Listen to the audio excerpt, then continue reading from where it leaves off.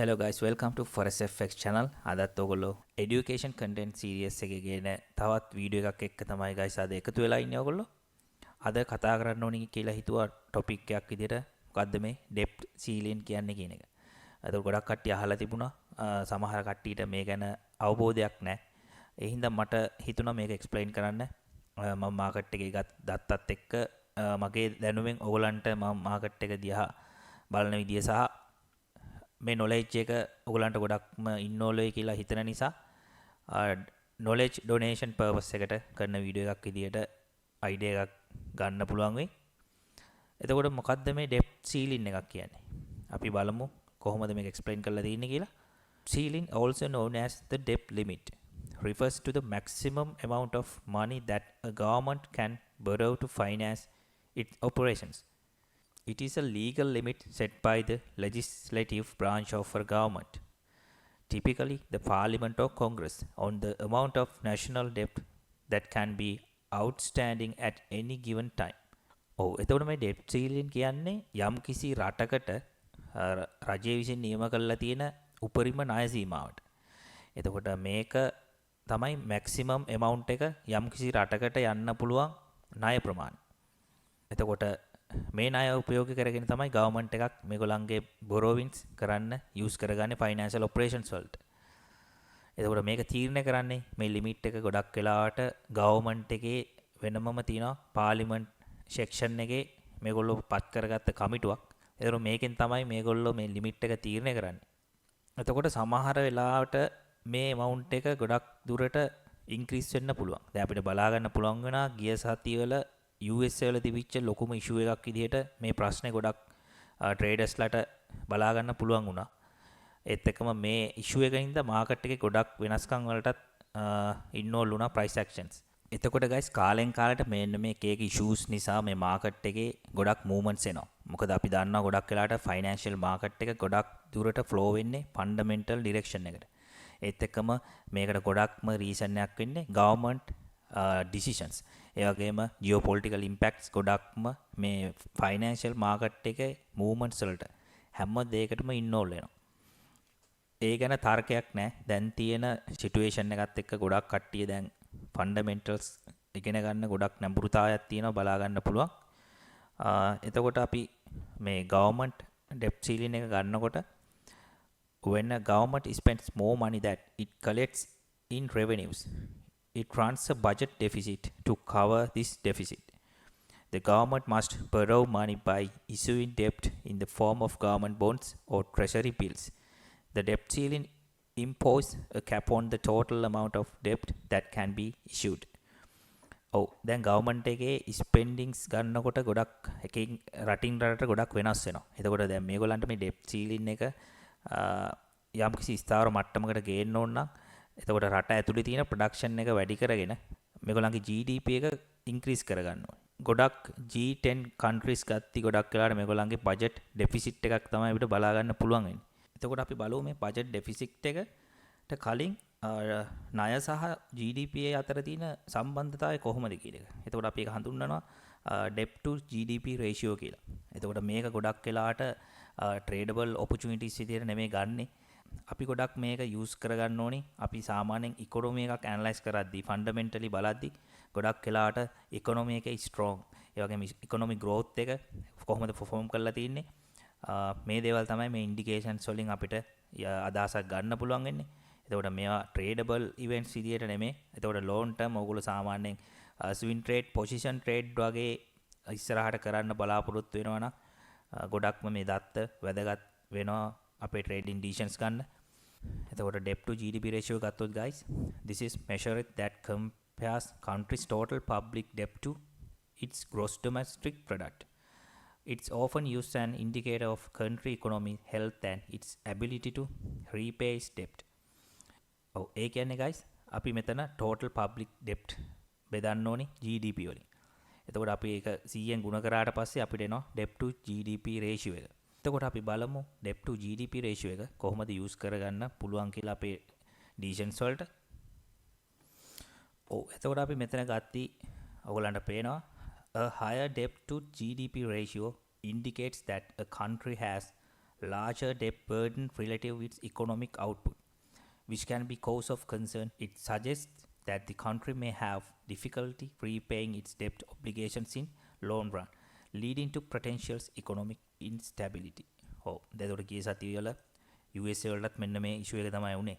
මොකද ඒගොල්ලන්ගේ ණය ප්‍රමාණය ඒගොල්ලන්ගේ GDP රේෂියෝ එකත් එක්ක ගත්තී ගොඩක් වෙලාට ඕවර් ලිමිට් ගියා.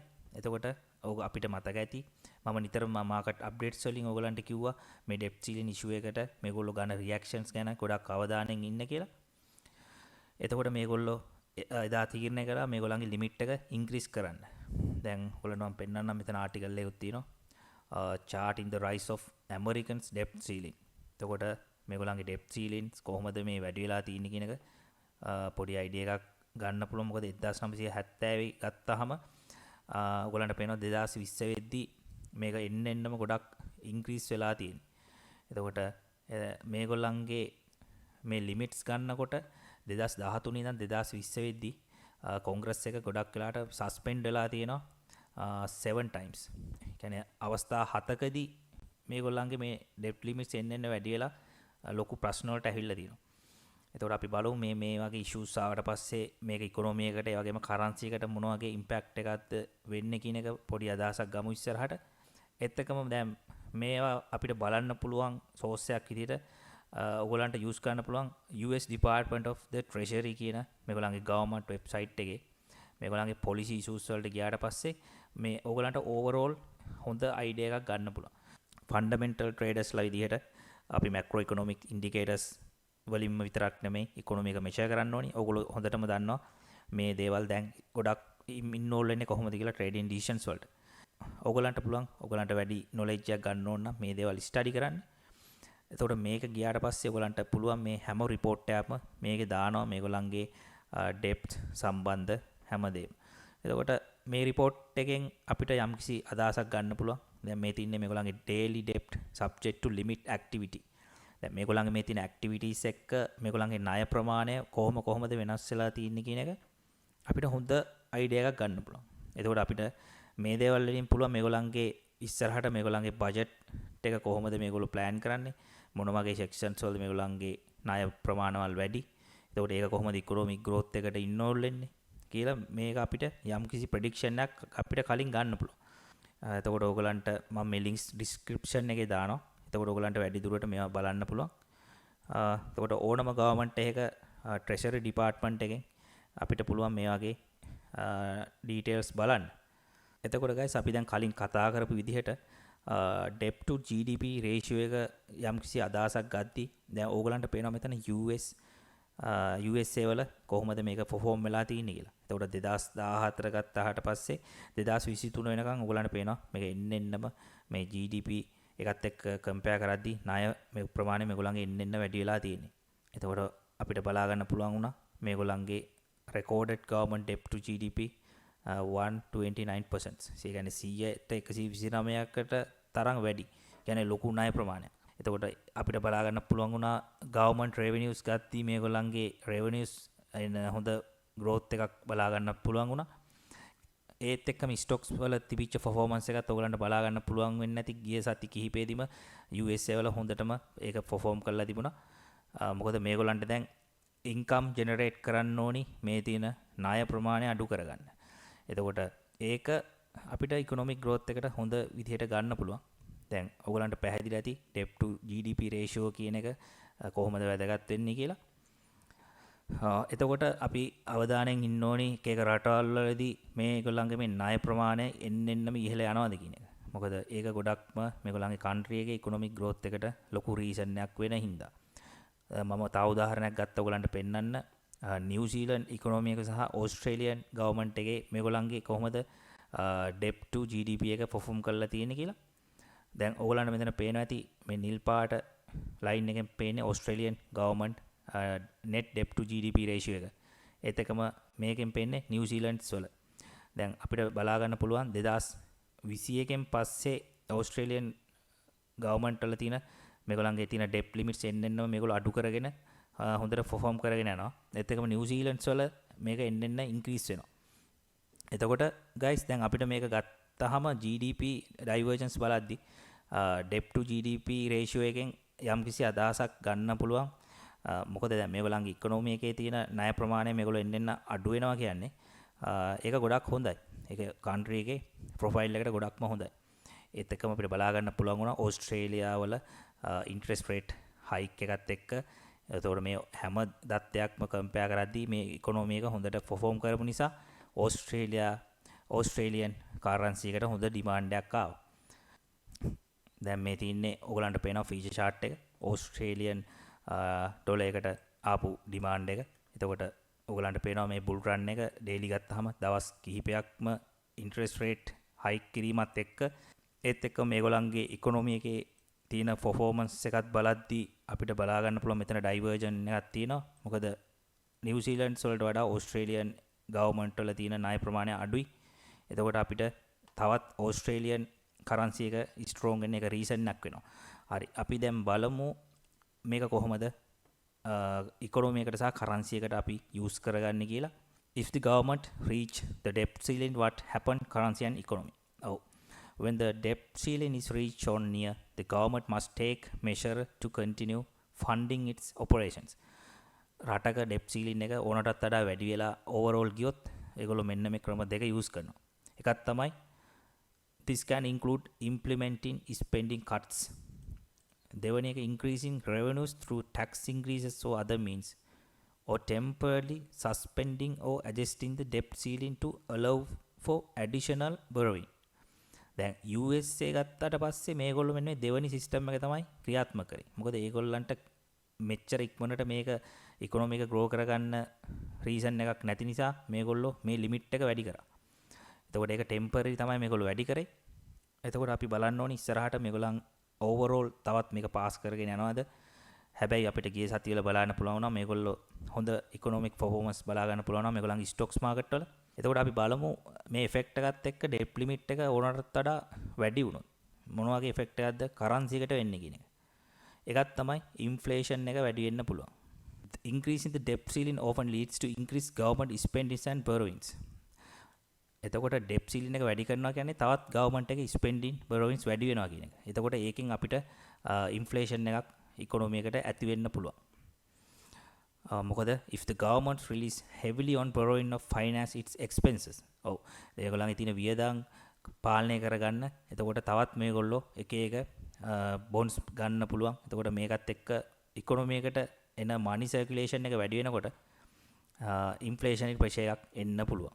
එතකොට මෙතනත් කියලා තියෙනවා this increase in the money supply can lead to inflation. ඔව්.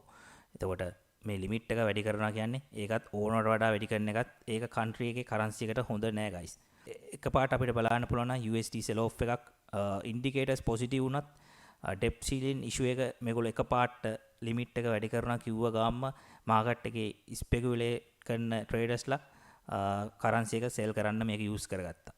අන්න ඒකයි මම හැම වෙලේම කියන්නේ මේ දත්තවල තියෙන වැදගත්කම. මොකද මේ දේවල් නැතුව අපිට ට්‍රේඩ් කරන්න අමාරුයි. මොකද කන්සිස්ටන්ස්ලි මේක කරනවා නම් මාකට් එක ගැන හොඳ නොලෙජ් එකක් අපිට තියෙන්න ඕනේ. ඊළඟ එක තමයි reduced investor confidence. එතකොට ඉන්වෙස්ටර්ස් ළඟ තියෙන confidence එක අඩු වෙන්න පුළුවන්. ඒක පැහැදිලිනේ. එතකොට ඇමරිකාවෙත් ඒක තමයි ගොඩක් වෙලාට උනේ ඉන්වෙස්ටර්ස් වලට තිබිච්ච විශ්වාසය නැති වුණා. මොකද USA වගේ කන්ට්‍රි එකක් ණය වුණා කිව්වට පස්සේ චයිනා වලට එතකොට ඉන්වෙස්ටර්ස්ලා බය වෙනවා අලුත් ප්‍රොජෙක්ට්ස් ඉන්වෙස්ට් කරන්න කන්ට්‍රි එකේ. එතකොට මේ දේත් අනිවාර්යයෙන්ම මේන් කරුණක් විදියට බලන්න පුළුවන් ඩෙප් සීලින් එක වැඩි වුණොත්. ඊට පස්සේ ඊළඟ එන ඉෆෙක්ට් තමයි ඉන්ට්‍රෙස්ට් රේට්ස් වැඩි වෙන්නත් පුළුවන්. එතකොට ඒක ඉෆෙක්ට් වෙන්නේ guys increasing the debt ceiling can result the higher borrowing cost of the government if investors perceive increased risks associated with the country's debt. They may demand higher interest rate on government bonds to compensate of the risks. Debt ceiling limit එක එන්න වැඩි වෙද්දී ඉන්වෙස්ටර්ස්ලා බලන්නේ ගොඩක් වෙලාවට මේගොල්ලන්ගේ money save කරගන්න. එතකොට මේගොල්ලෝ higher interest වලට government bonds වලට invest කරනවා. එතකොට මේකත් එක කරුණක්. මොකද මේක interest rate වැඩි වෙන්නත් inflation එක වැඩි වෙනවා කියන්නේ එතකොට ගවර්න්මන්ට් එකක් ඊළඟට බලන්නේ මේ ඉන්ෆ්ලේෂන් එක කන්ට්‍රෝල් කරන්නේ රේට්ස් හයික් කරන්න. එතකොට මෙන්න මේ වගේ ප්‍රධාන දේවල් එෆෙක්ට් වෙනවා මේක එන්න වැඩි වුණොත්. ඒත් එක ප්‍රධානම දේ තමයි economic instability. එතකොට මේක අනිවාර්යයෙන්ම වෙන දෙයක්. මම කලින් ඔයගලන්ට එක්ස්ප්ලেইন කරා debt to GDP ratio එකත් එක්ක කොහොමද එන්න රටේ තියෙන ණය ප්‍රමාණය වැඩි වෙද්දී මේගොල්ලන්ගේ තියෙන ඉකොනොමික් growth එකට ඒක ලොකු ඉෂුව එකක් වෙනවා. එතකොට මේගොල්ලන්ගේ ඉකොනොමි එක ගොඩක් ස්ලෝ වෙනවා. ඒක ගොඩක්ම ඉම්පැක්ට් වෙනවා කරන්සි එකට. මොකද ඉකොනොමික් growth එකක් නැතුව ඉන්වෙස්ට්මන්ට්ස් වෙන්නේ නැහැ කන්ට්‍රි එකක් ඇතුලේ. එතකොට ඒකත් ඩිරෙක්ට් බලපානවා කරන්සි එකේ ඉම්පැක්ට් එකට. එතකොට ඒ වගේම තමයි ස්ටොක්ස් වලට ගොඩක්ම බලපානවා. මොකද ඉකොනොමික් ග්‍රෝ එකක් නැහැ කියන්නේ ස්ටොක්ස් වල තියෙන මිල ගොඩක් වෙලාට බහිනවා. එතකොට ඒක ගොඩක්ම කන්ට්‍රි එකේ growth එකට ලොකු ඉෂුව එකක් වෙනවා. එතකොට මේ දේවල් තමයි වෙන ඉම්පැක්ට් ඩෙප් ලිමිට් එක ඕනටත් වඩා වැඩි වුණොත්.